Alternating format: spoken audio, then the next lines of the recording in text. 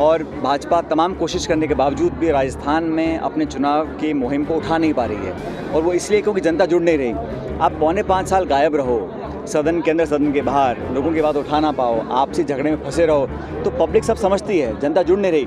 तो बाद में हम सब ने निर्णय लिया कि हम पूरी ताकत के साथ चुनावी मैदान में उतरेंगे और एकजुटता से चुनाव लड़ेंगे।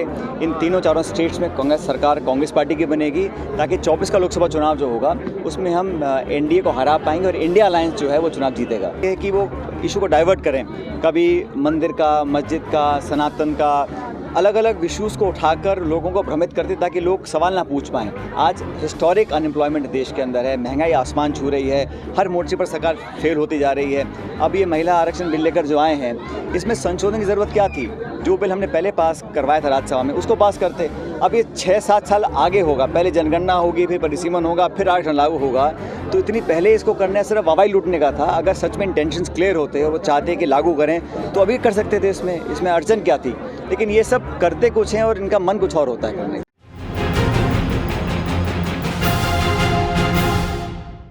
2 दिन तक बहुत खुले माहौल में एक सकारात्मक चर्चा हुई और जो इलेक्शन गोइंग स्टेट्स हैं, राजस्थान में चुनाव 2 महीने के बाद है, मध्य प्रदेश में है, छत्तीसगढ़ में है और खुद तेलंगाना में है, तो वहाँ पर सभी सदस्यों ने इस पर चर्चा करी कि कैसे हम चुनाव जीतें।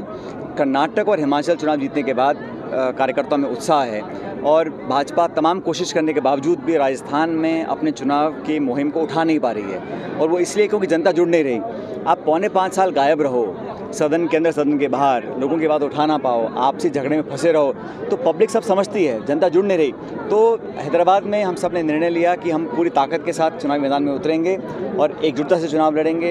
इन तीनों चारों स्टेट्स में कांग्रेस सरकार कांग्रेस पार्टी की बनेगी, ताकि 24 का लोकसभा चुनाव जो होगा उसमें हम एनडीए को हरा पाएंगे और इंडिया अलायंस जो है वो चुनाव जीतेगा। राजस्थान के अंदर किन मुद्दों के साथ आप जनता के बीच जाने वाले हैं? देखिए, हमारा जो परफॉर्मेंस है, और हम तो चैलेंज करते हैं कि भाजपा का 9 साल का केंद्र सरकार का परफॉर्मेंस और रिपोर्ट कार्ड और हमारी सरकार का काम और जो हमारी रिपोर्ट कार्ड है उसका आकलन कर लें, जनता निर्णय करेगी। बीजेपी कोशिश करती है कि वो इशू को डाइवर्ट करें, कभी मंदिर का, मस्जिद का, सनातन का, अलग अलग इश्यूज़ को उठाकर लोगों को भ्रमित करते ताकि लोग सवाल ना पूछ पाएं। आज हिस्टोरिक अनएम्प्लॉयमेंट देश के अंदर है, महंगाई आसमान छू रही है, हर मोर्चे पर सरकार फेल होती जा रही है। अब ये महिला आरक्षण बिल लेकर जो आए हैं, इसमें संशोधन की ज़रूरत क्या थी? जो बिल हमने पहले पास करवाया था राज्यसभा में, उसको पास करते। अब ये 6-7 साल आगे होगा, पहले जनगणना होगी, फिर परिसीमन होगा, फिर आरक्षण लागू होगा।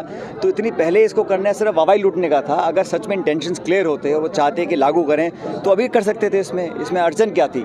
लेकिन ये सब करते कुछ हैं और इनका मन कुछ और होता है करने का। सर, क्या राजस्थान ठंडे बस्ते में चल गए चुनाव?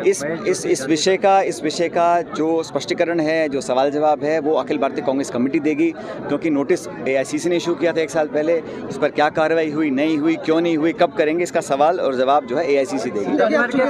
तो वो तो पहले भी आए थे और पिछले चुनाव में भी कम प्रचार किया था क्या?